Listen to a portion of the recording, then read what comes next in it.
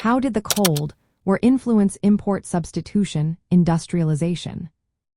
Have you ever wondered how global tensions shaped economic strategies in different countries?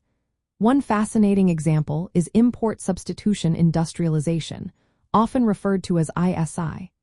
This economic approach aimed to reduce reliance on foreign goods by promoting local production. It gained traction in many developing nations, especially in Latin America, from the 1930s through the 1960s and beyond. The Cold War played a significant role in how ISI developed, particularly from a communist viewpoint. During the Cold War, the world was divided into two main ideological camps, capitalist and communist. For countries leaning towards communism, ISI became a way to achieve economic independence. They viewed capitalist nations as exploitative and sought to create self-reliant economies.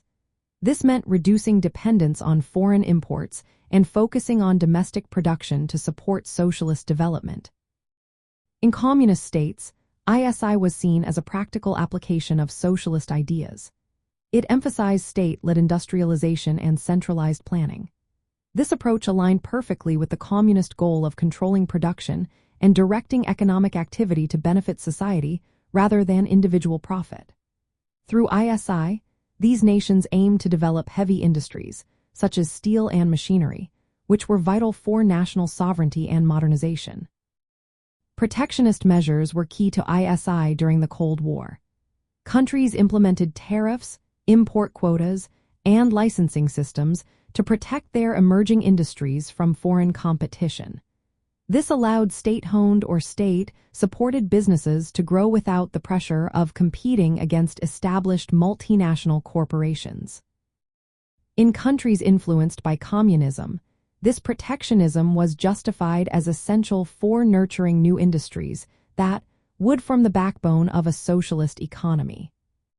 The Cold War also influenced the stages of ISI. Initially, countries focused on substituting imports of consumer goods. As time went on, they shifted towards producing consumer durables and intermediate goods. Eventually, the goal was to produce capital goods. This progression reflected the communist strategy of building a comprehensive industrial base that could meet civilian needs and support defense requirements, especially during a time of geopolitical tensions.